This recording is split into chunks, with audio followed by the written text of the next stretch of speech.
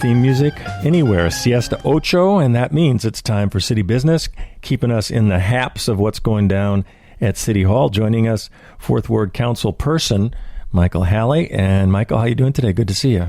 I'm good. Glad to be here. Want to remind you, after each City Council session, the next lunchtime, 12:30, we bring it to you fresh out of the oven. Also Thursday, 6:30 p.m., and the following Monday, 6:30 a.m. So we also welcome FMC into the house, who do so good much everywhere that they do. That's visual. But at any rate, they are up live, I think live streaming, or up on YouTube now with the entire council, if you want to check out moment by moment, but also doing this filming, so we appreciate that. Fairfield Media Center. Michael, what's on the docket for last night? Well, it was a relatively short meeting. Before we get started, I did want to give a shout out to a fan of the show. Okay. Mr. Tizza, rhymes with pizza. Nice. I call him the J Bird. So that's my little shout out. Enjoy the show. So, we appreciate it very much. Yeah, I hope so, because we work so hard to bring this show every couple weeks. We couldn't do it without ourselves, that's for sure. So, alrighty. So it's an informal review of the September 12th, 2016 regular City Council meeting. Okay. We had a couple of appearances, and the first one was from Dave Neff and Karin Haring. It's that time of year again. The great Dave Neff. Yeah, yep. It must be beer time. Yep, it's Oktoberfest Art Walk coming up here. Wait, I got to check the date.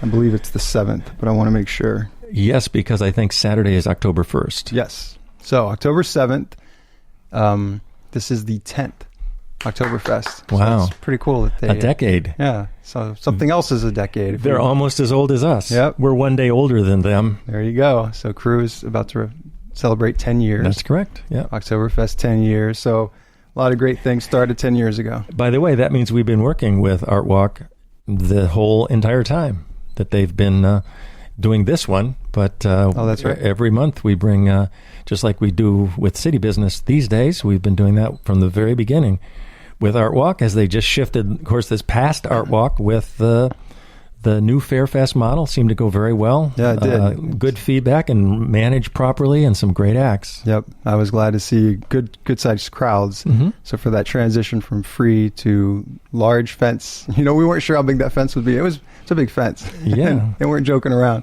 But good crowds. And I know there were a lot of people, you could say, who were acting as somewhat benefactors. My daughter was able to get a 3-day ticket for $5. So mm-hmm.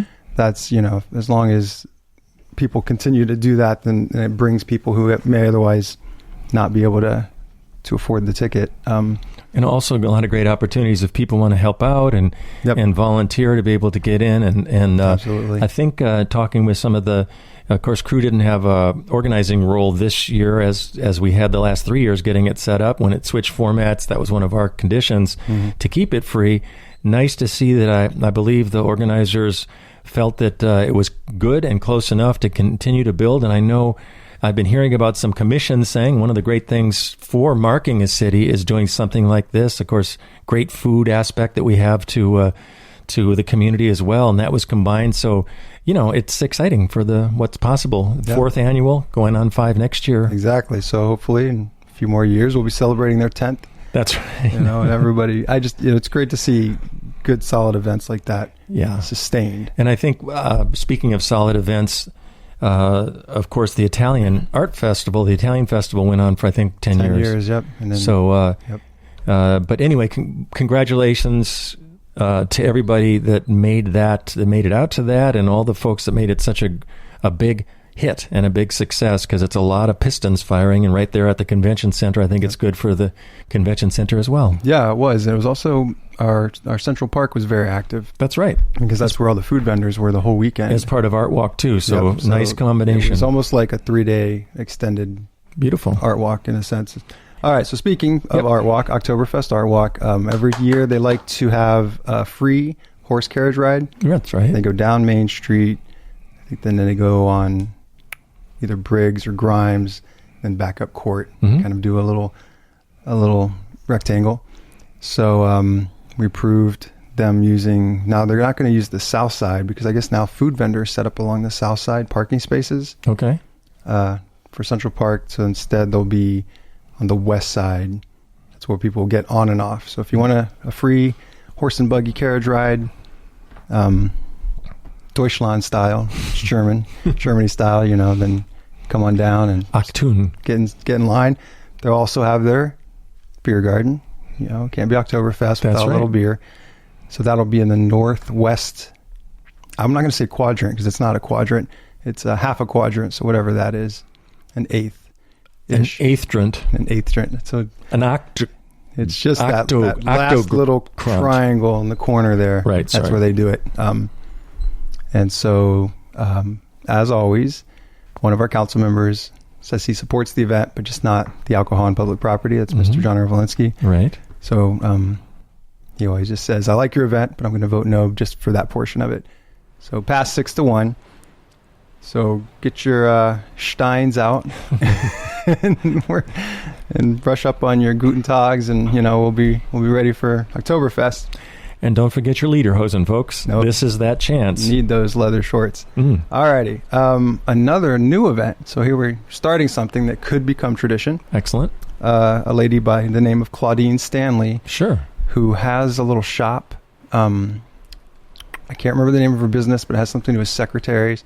And she's been here since 78. And she said she's in she calls the Artist Alley. And I'm not sure if that's its official name, but that's the cobblestone pedestrian I know alley. what she's talking about. Yep. Dottie's sewing. And remember years ago you played some music back there, and she was saying it was talked about to be used in that way, and it's really not. And so she would like to do. Well, can I just... Oh, sorry. No, go ahead. I don't mean to interrupt. All right. That exact thing, for the second Fairfest, we did the Red Rock Alley, and the idea was over time to expand out. Now it's a little bit different. And that's a nice alley. It's beautiful, that alley. But it's for activities because it's closed to, on the north-south, it's closed to vehicles. Right. So it's really ideal. So she wanted to host a flea market the day of, so same day, October 7th, the same day as the Oktoberfest Art Walk. And basically the businesses that are in there would participate. And she said maybe more. She's, wanted to leave that open. So the council approved the use of it and didn't restrain exactly who can and can't sell in there. But my grandfather and then one of my uncles did flea marketing for years. And as a kid, I'd help them. And they're really interesting places. As she said, it's a step up from a rummage sale, which is true because generally flea market materials are newer. It's not so much just used. As a kid, I always wondered who wanted to buy fleas, but yeah, it's a funny name. But I sold chewing gum and sunglasses and wallets and all sorts of odds and ends for my grandpa as a kid. It's fun. It's good. It's just. And this would not be connected with Art Walk? No, it's separate, same day, but auxiliary. It's just, so auxiliary. Cool. But folks, that gives you an idea of things that are possible when you innovate and come up and with different concepts, and what a nice time to do it. And it could just be a corollary. I mean, just think of if 10 people did that, all of a sudden it could be known as so good on you, Claudine Stanley. And we live in the country of freedom rules. Well, you remember our last interview, the one where I got overheated and was sweating a little. It's much cooler today. It's really nice. Well, you don't have the bright light on you. Yeah, right. So I like this weather, by the way. Me too. We had someone bringing back the garage sale that used to coincide with the Kids' Day Parade, which will be on the 17th of September. 17th of September. Cool. I got to check that one again. I think that's right. Yes, that's right. All right. So, there's a lot, like you said, there are a lot of possibilities when there's going to be a crowd gathered and you want to do something that doesn't interfere but can correlate, then get those thinking caps on. Well, there really wasn't a whole lot in our resolutions. That's not entirely true, but there was a huge chunk of them, and I'll get to that. They were all the same. Okay.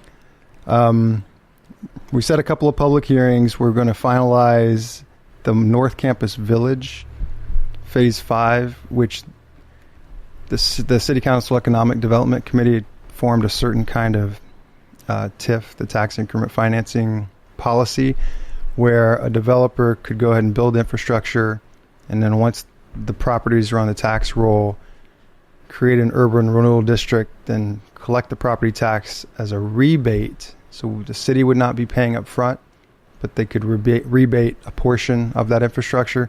So it's just, I'd say in this climate, it's a pretty standard incentive package. We flipped it a little bit.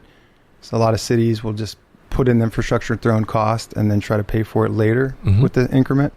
We're flipping that to where the developer pays for the infrastructure, and then the city uses its ability to create that urban renewal district, collect the increment as a rebate, not 100% rebate, but about a 90%, I think up to 90% rebate. Okay.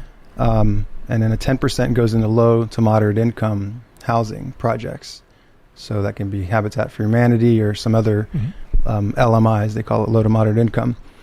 So it's a lot of positives in that. It doesn't cost the taxpayers anything. It does incentivize new housing within city limits, which is something we need. And then we get a portion for LMI housing. So we're setting a public hearing. If anyone wants to come to hear more about that. Now, there will be an actual invitation sent directly to the other taxing bodies. So if you look at your property tax, the city's the majority of, it's not more than half, but it's the majority of all the taxing bodies. It's the one that takes about 40%. Okay. But then there's also hospital, school district is second, actually. So city, school, hospital, county, I think in that order. So there are all these different agencies or organizations that collect from property tax. This is something that's important. Whenever the city creates a TIF district, during the period of time that TIF district exists, the city collects 100%. So the school gets 0, hospital gets 0, and the county gets 0 of that urban renewal district during the time the TIF exists.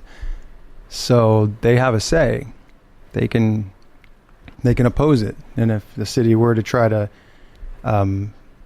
overstep and use this, like some communities, they call it abusing TIF, using it too much, using it for things that are gray areas. You know, do you really need to incentivize XYZ? You'll get those taxing bodies who will oppose. So here in Fairfield, it hasn't been historically an issue, but they get to have a seat at the table. And what's in it for them is that the temporary loss is then made up by a greater gain afterwards. So it's not that it's just a loss. It's that it's a loss temporarily, and then when the tax base is increased, then when it comes back online, it's higher. So I think I don't sit on any of those organizations. I don't claim to understand their workings, so I won't comment on how they would feel or wouldn't feel about it. But that's part of the process. Gotcha. That they're not excluded. They're included. There'll be a special meeting for them specifically at City Hall. Seat at the table To discuss this before anything happens. And that's just the way it is with all TIF. And for that reason, it's not something you throw around lightly. Some developers almost expect it, but city doesn't want to just put it out there every time as an automatic, because it shouldn't be an automatic. You know, there are other ways to incentivize. The city can just say, we'll rebate you our portion. And I think, in a lot of ways, that's all we should really stand for is our portion. But that's the way TIF works. So hear more about that as it unfolds. Okay. Accepted the fire sprinkler installation as final on the gym. I guess that's one of those that you wait a little longer for to make sure they don't drip, leak, or have any problems. But as our Parks and Rec superintendent said, it's one of those systems you hope never to need to use. You hope this fires, and you hope it works if it needs to. Exactly. Not hope. I think that's a given. Yeah. All right. The Environmental Franchise Utility Committee met before the council meeting to consider a master facilities and restoration service agreement. It's kind of a long-winded thing with Interstate Power and Light. So that's Alliant Energy. What it is they have a standard form that if a city wants to use them as a contractor, then these are their conditions. Now, we asked our public works superintendent, we've never had this with Alliant, why are we considering it now? He said that there's a focus that the council would put on this year on getting some of the light posts, especially downtown, functioning properly, with the most efficient bulbs. There are some that blink on and off. One that I know very close to where we're sitting right now. Yep, they come on and off. Some of them are kind of low light. So we want to put in, you can actually put in a bulb that uses less energy but offers more lumens, more light. So we wanted to explore that. But Alliant Energy, who actually owns most of the lights in town, which is interesting. They own them and lease them to the city. So the city has been replacing bulbs that we didn't need to. That's Alliant's responsibility as the owner. Right. So we have some downtown that we would like to look into potentially replacing with something a little nicer.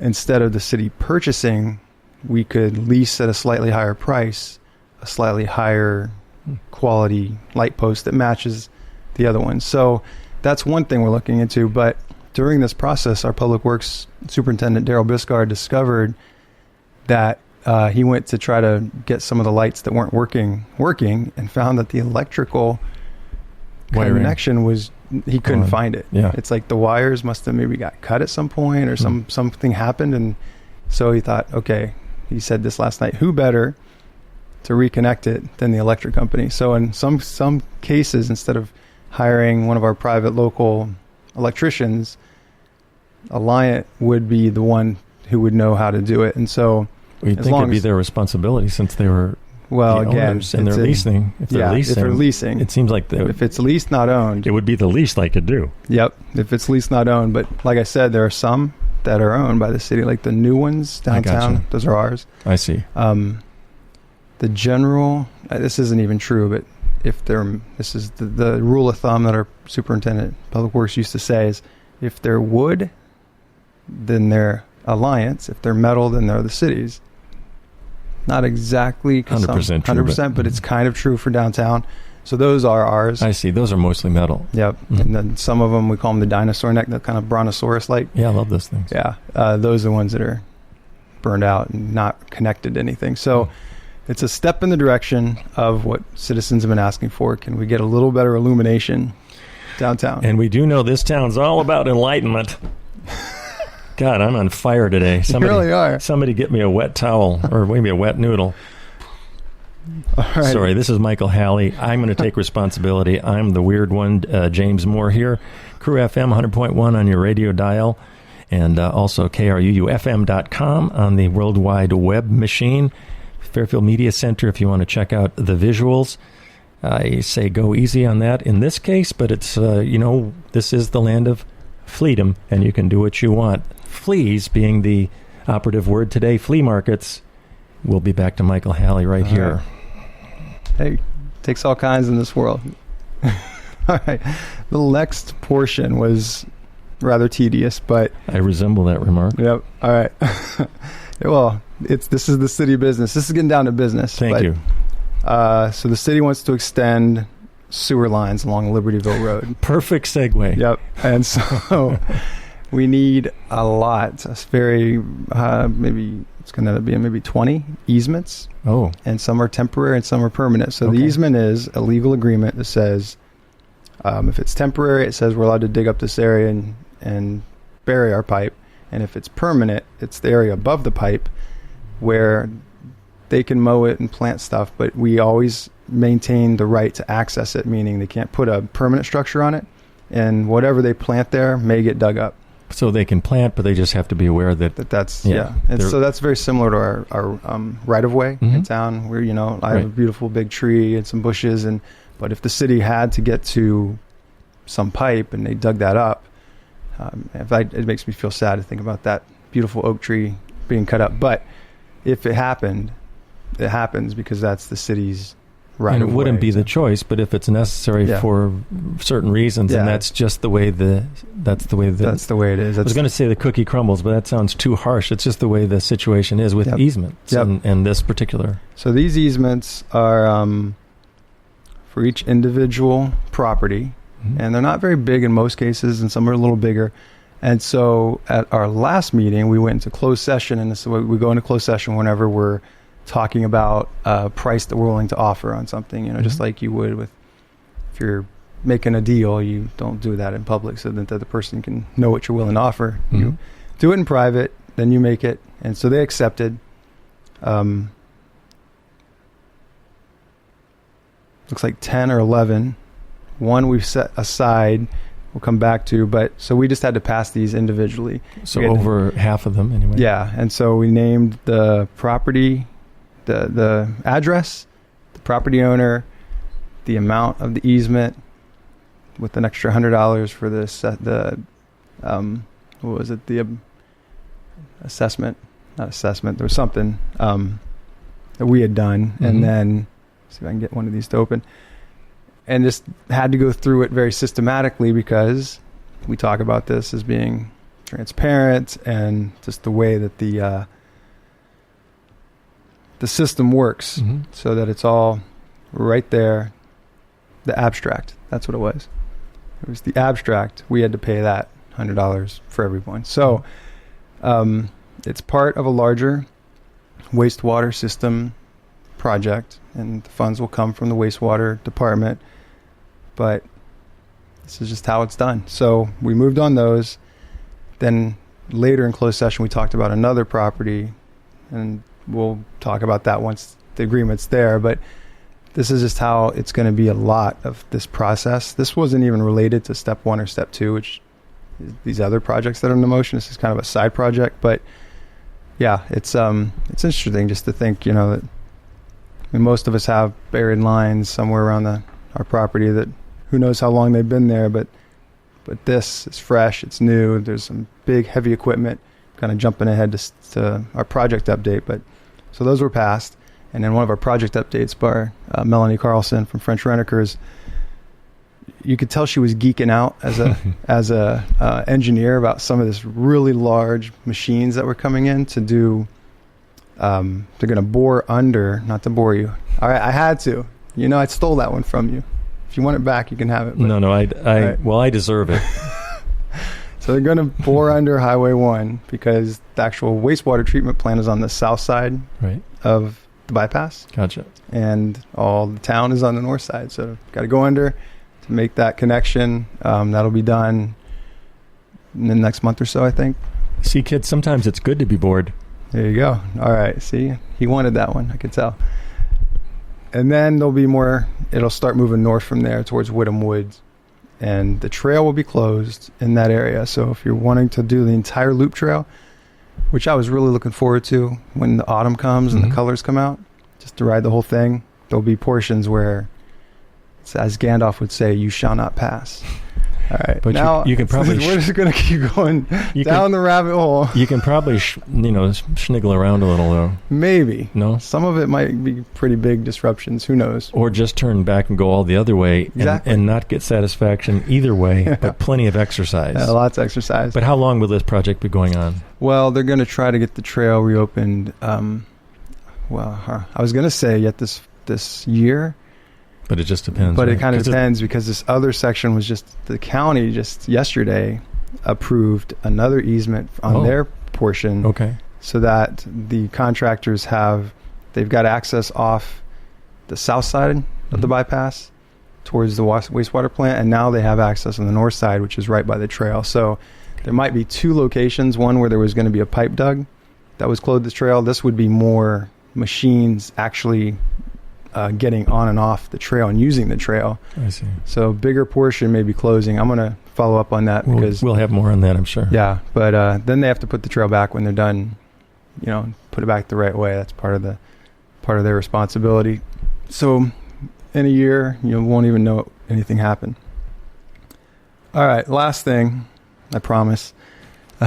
Police chief, and this is a little fun. He said, it's one of the hardest decisions that the police chief has to make every year is which night to have the trick or treat. And he said there are, because so much is riding on it, and so many people have preferences. You would not believe. Yes, he said it's like he has to hear from a lot of people. He has to coordinate with a lot of people. Well, let me just say, I know this town, and I think all towns, but I think maybe our town in particular, a lot of creativity, a lot of vocal people. I think we're a town of a lot of opinions. I know just doing sound or radio or whatever, there's a lot of opinions, and so it's a lot riding on it. So he said he has to coordinate with the school. Oh, really? Excuse me. See that? We just lost our microphone there. Schools and churches and anywhere that kids may, sports, whatever, they may end up doing. What does he try to just like come to a consensus? A part of it is minimizing the time when kids would be doing something else, and then part of it also is like if Halloween fell on a Friday and there was a home football game, they would generally not do it just because of traffic, right, and that kind of thing. That so makes sense. it's public safety first, and then convenience for parents second, maybe a very close second. So the night, Halloween night, Monday, October 31st. Wow. 5:30 to 8. The actual... It's always best when it's the same, when it's the actual day. So. Because that's when kids, just so you know, that's when both the ghouls and the candy flows the freest. And that's scientific. You can take that to the bank. It's very true. I remember my kids becoming sugar fiends. That's what I called them. They just turned into these little... big eyes. Yeah, kind of these little beasts. I was always a guy, and it drove people crazy because I would ration that stuff, and other people would eat it all and just watch you, and you'd ration, and not to be mean, just I rationed. It's amazing how the long back of your head only lasts so long with so much sugar. I think I could feel that even, but it did make you do a lot of good exercise. And anyway, so Halloween is going to be on Halloween. Is what we're saying. So I'll remind you when the time gets closer. And a lot of great parties, by the way, coming up. I know Arbor Depot. All kinds of great stuff. I think X-Ray Mary's going to be in town that weekend. Nice. Jimmy Dalton's old band, and they're about as ghoulish as it comes. So, I haven't seen Jimmy in a while. It'd be fun. Well, check it out. He's moved to Seattle. Okay, yeah. But these guys are still doing all his music, which is always about ghoul. And he did a show here for many years. So he isn't actually performing, but it's some of his stuff? It's almost 90% of his stuff. Wow. Is that not wild? That is wild. And he's all about... kind of crazy ghoul stuff. Just a fun cartoon guy. So anyway. Well, speaking of Depot, I just will say that the Public Works Department just poured a new cement looks gorgeous sidewalk, because now when the BNSF Railway decided to upgrade that crossing, and it was like so good. I mean, really the nicest crossing in town. It's a joy to drive over. It really is. But it was not a joy to walk over, because the city on the south side, it was just like the cement had just crumbled, and it was a very big mess. So the Public Works said, okay, we'll get to it. And, there's a lot of things to get to. And so they got to it. The new one's poured. It's poured this morning. Just today. Yeah. And it looks fantastic. Doesn't it? Great job. We were watching. I was there, happened to be there. Nice. And, controlling not to put anything in the... Oh, it's so hard, isn't it? Sometimes I just want to put your initials, press a leaf. But now put some, maybe we'll just plant some little stuff out in front of there. Actually, I think the depot has that property for parking right there, but nice. That is one pretty sidewalk. Hats off to, I guess it was... Public Works. Public Works, yeah. Daryl Bisgard and his crew. Yeah, good job, guys. And anything else? That's it. Who we want to thank again? We thank at the beginning of the hour that watched. Jason Tizza. Yeah, Tizza and Pizza. And that'll do it for Halley and more or less. And this is City Business. I'm going to go play in the street now. Just kidding. Thank you, Jason.